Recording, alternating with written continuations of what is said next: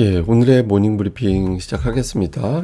중국과 미국이 계속해서 신경전 벌이고 있죠. 하나오션 자회사에 대한 제재, 그리고 이제 트럼프가 일부 품목 거래 중단할 수 있다 이런 메시지 남기면서 시장에 좀 변동성을 보이는 그런 상황이 만들어졌고요.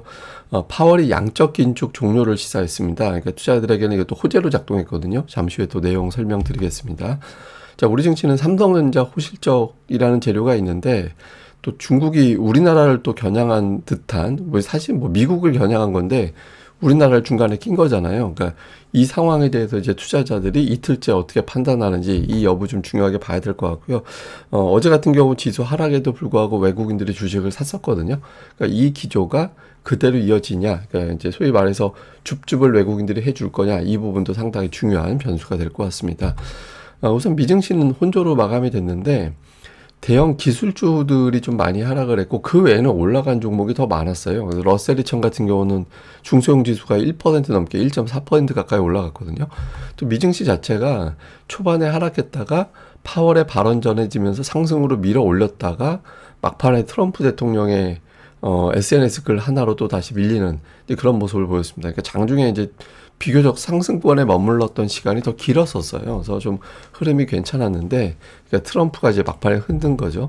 전체적으로 11개 업종 중에서 3개만 하락하고 8개가 올랐거든요. 그러니까 테크 기술주의 낙폭이 커서 그렇지 전체적으로는 파월의 발언 때문에 상승한 종목군 업종이 더 많은 그런 날이었습니다.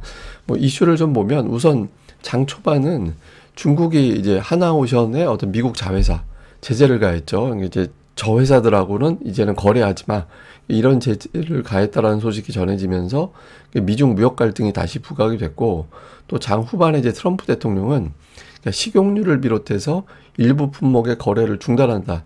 이렇게 시사를 했거든요. 그래서 그 이유는 이제 중국이 대두 구매를 안 한다라는 거예요. 저기 트럼프 1기 때 중국이 미국산 농산물 되게 많이 사주기로 했는데 그 약속 안 지켰거든요. 근데 이번에도 대도 안 사준다 이런 걸 불만으로 이야기하면서 이제 식용유를 이제 거래하지 않을 거야 이렇게 이야기를 했습니다. 근데 식용유가 중국에는 굉장히 중요해요.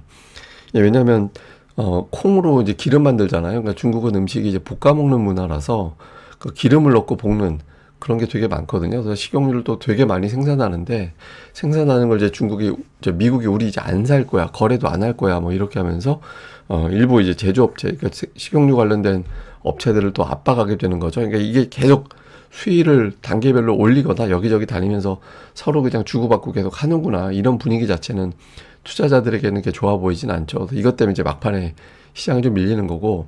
또 이제 블룸버그에서는 지금 양측의 어떤 조치 중에서 특히 이제 중국이 하나오션 자회사를 건드린 건 한국에 대한 경고 메시지도 있다. 그러니까 한국에게 미국 또는 중국 어디를 택할 거야. 이걸 이제 강요하는 거로 볼 수도 있다. 그래서 향후에 중국이 이제 한국이 이제 중국에서 사업하는 거기 업종들 있잖아요. 그러니까 이런 업종을 돌아가면서 압박을 할 수도 있어. 뭐 이런 내용들을 또 올리기도 했습니다.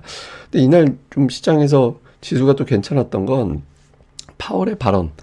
대차대조표 축소를 중단할 수 있다. 이런 걸 이야기했거든요. 근데 이게 이제 쉽게 설명하면 이런 거예요. 그러니까 연준이라는 전당포에서 우리한테 아무 물건이나 다 갖고 와 돈으로 다 줄게. 그러니까 이렇게 이제 해주고서 뭐 예를 들어서 하다못해 그냥 이상한 어떤 쓰레기도 다 받아주면서 그냥 다 돈으로 바꿔줬었거든요. 근데 이제 바꿔주면 그 만기가 있을 거 아니에요. 예를 들어서 1년 후에는 대신 돈으로 갚아야 돼. 이렇게 했었는데 그 전에는 1년이 돼도 그냥 아예 그냥 또 써. 1년 더 연장해 줄게. 이런 식으로 계속해서 풀어줬었어요. 이제 그런데 얼마 전부터는 무조건 갚아. 우리 이제 더 이상 뭐 그 담보로 받아준 거 이제 더 이상 연장 안 해줄 거야. 그냥 갚아라고 해서 이제 돈으로 계속 이제 받고 있었거든요. 그래서 그 이제 시중의 유동성을 축소하는 거죠. 돌아다니는 돈을 연준에서 흡수하는 게 되는 거죠. 근데 이걸 갖다가 이제 중단하겠다. 이제 이렇게 이야기를 했습니다. 아무래도 뭐 인플레이션이라든가 경제 전망에 대해서 이전과 조금 상황이 달라지고 특히 고용 시장이 이전과 좀 상황이 달라졌기 때문에 이런 형태로 이제 유동성을 계속 흡수하는 거는 경제에 도움이 되지 않겠구나 이렇게 본 것 같아요. 근데 어쨌든 이거는 연준에 때문에 돈이 시중의 유동성 흡수하는 게 중단된다라는 거는 좀 금리가 내려가는 효과가 좀 있거든요. 그래서 금리 내려가고 하니까 주식시장에서는 이제 긍정적으로 받아들이고 특히 중소형주 쪽에서는 아주 강하게 상승하는 그런 계기로 작동을 했죠.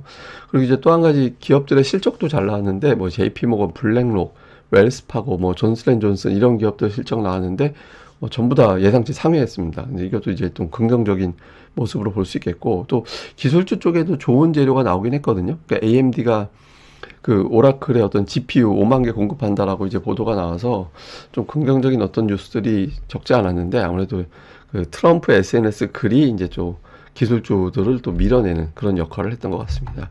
뭐 주요 코멘트들을 좀 정리해 보면, 대체로 보면 좀 단기적으로는 변동성이 불가피하다, 이런 주장들이 되게 많습니다. 그래서 뭐 몇 달 동안은 뭐 정치 연준 뉴스가 시장을 계속 흔들 것 같다, 이렇게 이제 내용이 나와서 주요 분석가들은 조금 이제 변동성은 불가피해 보인다, 이런 내용들을 의견을 많이 냈습니다. 뭐 기업들의 실적은 전체적으로 예상치를 상회하는, 뭐 예상치 하회한 기업을 찾아보기가 대체로 어렵습니다. 그러니까 뭐 이익도 그렇고 매출도 그렇고 전반적으로 이제 예상치를 상회하면서 어닝 시즌 초반은 잘 넘기고 있다. 업종도 약간 이제 대체로 보면 금융업종이 더 많이 있잖아요. 그런데 뭐 존슨앤존슨이나 도미노 피자 이런 데 같은 경우는 조금 업종이 다르죠. 근데 전체적으로 초반의 성적표는 이제 좋은 편이고, 그래서 그런지 몰라도 뭐 웰스파고 주가 되게 많이 올라가고 상승한 종목군들도 제법 많았습니다. 근데 보면 이제 월마트 같은 경우가 오늘 5% 가까이 올라가는데, 그 오픈 AI하고 제휴한다고, 그러니까 챗 GPT 안에서 쇼핑이 가능하도록 그런 기능을 장착을 한다. 그래서 이제 그럼 월마트 실적 좋아질 수 있겠구나, 이렇게 이제 기대가 되면서 이제 주가가 올랐고요. 반면에 이제 엔비디아는 이중으로 악재가 나온 거죠.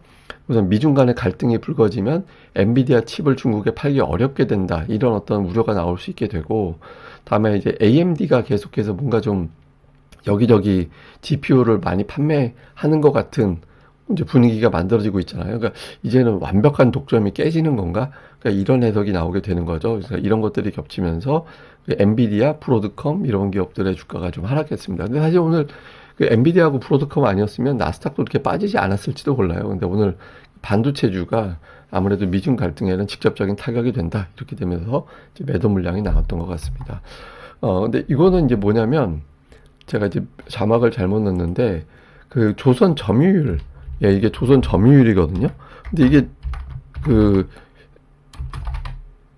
이게 중국 입장에서는 한국이 미국의 어떤 조선업을 키워준다, 도와준다, 이거 자체에 대해서는 불만이 있을 거예요. 보시면은 이제 그 3등분이잖아요. 그러니까 중국, 한국, 일본 이렇게 3등분이고, 이제 미국은 사실상 거의 점유가 표기가 안 되는 수준인데, 여기서 한국이 미국을 지원해 준다라고 이렇게 돼버리면 여기에 대해서 좀 거슬리는 게 있을 겁니다. 그래서 이제 직접적으로 좀 타격을 가하는 어떤 움직임이 나온 걸로 보여지는데, 이제 중국 입장에서는 어떤 거로 반격을 할까 생각을 하다가 한국이 이제 미국의 제조업을 자꾸 도와준다라고 하니까 이 부분을 건드린 것 같고, 특히 이제 이 중에서 조선업이 가장 같이 경쟁하는 그런 분야잖아요. 그래서 이거를 좀 건드려서 좀 한국도 좀 거슬리게 하고, 또 이제 미국에도 어떤 피해를 주고, 이런 것을 좀 노렸던 것 같습니다.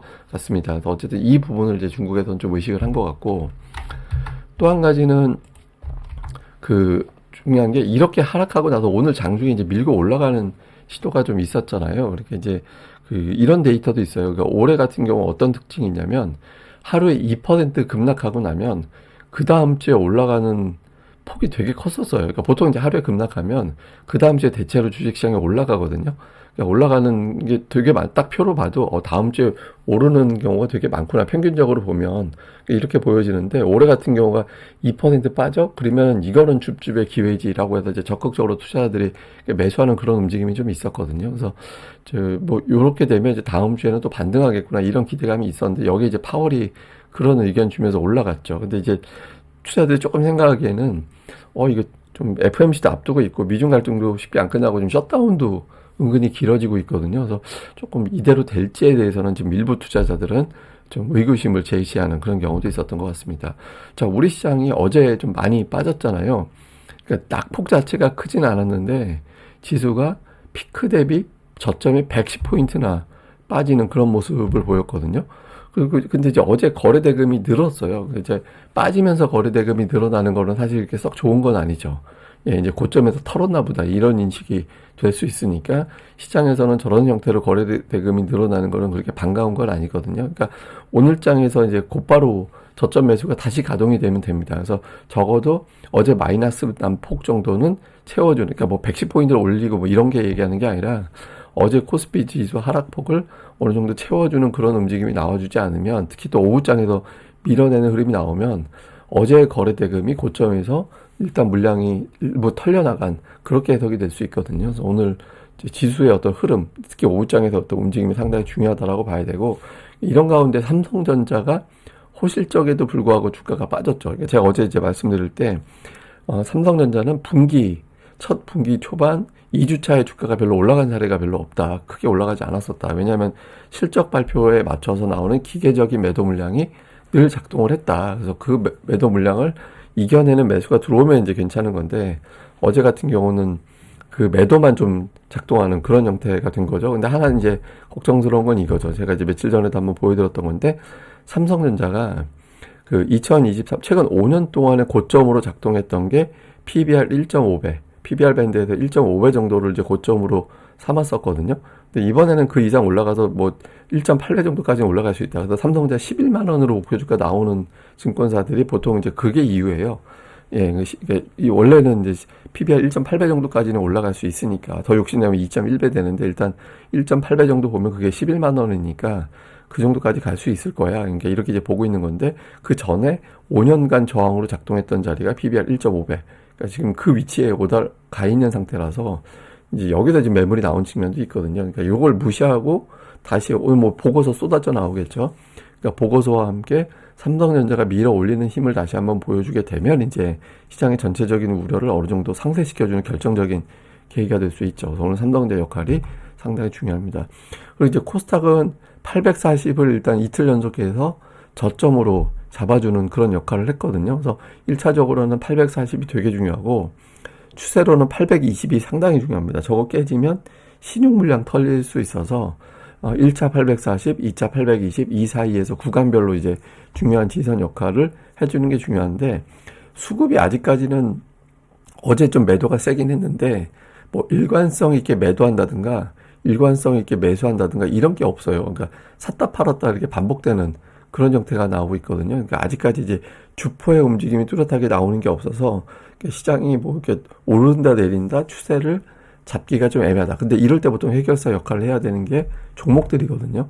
근데 이제 주요 종목들 보면 일단 이제 제약바이오주는 어정쩡하고, 근데 2차 전지가 이틀 연속해서 강하게 올라가면서 뭔가 좀 변화를 암시하는 그런 움직임이 좀 있었죠. 그 다음에 이제 로봇주도 추세적으로 올라가다가 이제 좀 쉬었다가 뭐 이렇게 이제 반복되는데, 보면 추세로는 좀 올라가는 느낌이잖아요. 예, 그리고 이제 엔터주는 이제 어정쩡하고, 예, 지금 좀 어정쩡하게 움직이고 있고, 반도체가 좀 강하다가 이제 이번 주 들어서 조금 어중간하게 움직이는 그런 모습이 나오고 있거든요. 그러니까 제약 약하고, 다음에 엔터 어정쩡하고, 근데 2차 전지 최근 들어서 움직임이 나오고 있고, 로봇주도 좀 흐름이 양호했고, 반도체가 강했다가 이제 좀 이번 주 들어서 주춤하고, 이렇게 종목들별로 조금 흐름이 약간 달라지고 있어요. 근데 이 중에서 적어도 두 개 업종 이상이 추세를 갖고 움직여주면 이제 코스닥이 흐름이 좀 이제 840, 820은 적어도 지지가 된다 이렇게 될 수 있거든요. 그러니까 특히 이제 과매도권 정도로 내려와 있는 상태에서는 상승하는 업종이 뭔가 좀 새로 생기는 그런 구간으로 나오게 되거든요. 일단 2차 전지가 그런 역할을 하고 있는 걸로 일단은 보여졌는데, 이 흐름이 이제 그대로 이어지는지 다른 업종이 좀 순환매로 도는지 이 부분 좀 잘 봐야 될 것 같습니다. 자, 일단 하나오션 제재로 이제 고점 대비 110포인트 밀렸습니다. 그리고 삼성전자 어닝 서프라이즈에도 불구하고 세론, 그러니까 뉴스에 팔아라, 이것 때문에 이제 어제 밀렸거든요. 그러니까 이 밀린 걸 뒤집어 주려면 결국에는 이제 삼성전자가 또 역할을 해줘야 된다. 그 흐름이 중요하고, 또 하나는 제가 이제 계속 과매도 이야기하는데, 과매도권에서는 기존에 강했던 종목군들의 매물소화 이후에 다시 올라가는 것도 중요하지만 새로운 업종이 합류될 가능성이 늘 있다. 일단 이번 주 들어서 2차 전지 자동차 엔터주가 좀 반응을 했었거든요. 그래서 이런 어떤 업종이 이제 움직였는데, 이게 이제 순환매로 계속 돌릴 거냐, 아니면 뭐 추세를 갖고 나갈 거냐, 하루 쉬었다 또 올라가고 뭐 이런 흐름이 계속 나오면 추세가 되는 걸로 바꿀 수 있거든요. 그러니까 이 구도를 되게 잘 봐야 될 것 같고, 특히 이제 외국인들이 이 가운데 좀 우리 증시가 혼란해졌고 사이에서 끼면서 뭔가 피해를 입는 그런 상태가 됐잖아요. 그래서 외국인 투자자들이 이럼에도 불구하고 이제 계속 매수를 해줄 거냐, 아니면 퐁당퐁당으로 갈 거냐, 흔들 건지, 줍줍해서 단기적인 조정 이게 곧바로 반등할 건지, 이걸 가늠해 볼 수 있는 시그널이니까 외국인들 흐름을 잘 보는 게 필요할 것 같습니다. 예, 이거는 이제 그 미국 주식에 대한 어떤 각 주체별 비중, 누가 많이 보유하고 있지, 뭐 이런 걸 이제 보는 거거든요. 그러니까 가계가 이제 제일 많이 갖고 있는 상태고, 뮤추얼 펀드, 뭐 ETF, 뭐 하여튼 이런 식의 비율이 있어요. 근데 이제 미국 가계가 보유하고 있는 비중이 제일 높잖아요. 우리나라 같은 경우는 뭐 삼성전자, 그러면 보통은 이제 그 제일 많은 보유 비중이 이제 외국인들이죠. 네, 외국인들이 우리나라 전체 주식 비중에도 30% 중반 정도가 이제 외국인들이 가지고 있는 비율이잖아요. 근데 가계 비율이 되게 낮은 편이거든요. 우리나라 같은 경우는. 그러니까 이거를 갖다가 좀 높여주기 위해서 여러 가지 어떤 조치들이 취해지고 있는데, 아직까지는 이제 부동산 쪽이 더 압도적으로 높아서 항상 그런 게 있어요. 그러니까 우리나라는 전통적으로 부동산 크게 떨어지면은 그것도 역시 문제가 되니까 이제 정책이 좀 약해지는데, 주식이 떨어진다라고 해서 정책이 아주 적극적으로 나오거나 그러진 않잖아요. 근데 이제 최근 들어서는 부동산에도 주식으로 자금을 이동시켜야 된다, 이런 어떤 정책들이 좀 나오곤 있죠. 그래서 우리나라도 조금 저런 시대가 좀 빨리 어느 정도 좀 와야 바란스가 좀 주식하고 이제 부동산하고 좀 맞춰지고 그렇게 돼야 되는데, 조금 우리나라가 그런 쪽으로 가는 과정이긴 한데, 좀 더 적극적으로 좀 푸시를 해줬으면 좋겠다, 이런 차원에서 이제 이런 표 한번 보여드렸습니다. 예, 그럼 하루 잘 보내시고요. 저는 다음에 뵙겠습니다. 이 방송 구독하기와 좋아요, 꼭 부탁드립니다. 감사합니다.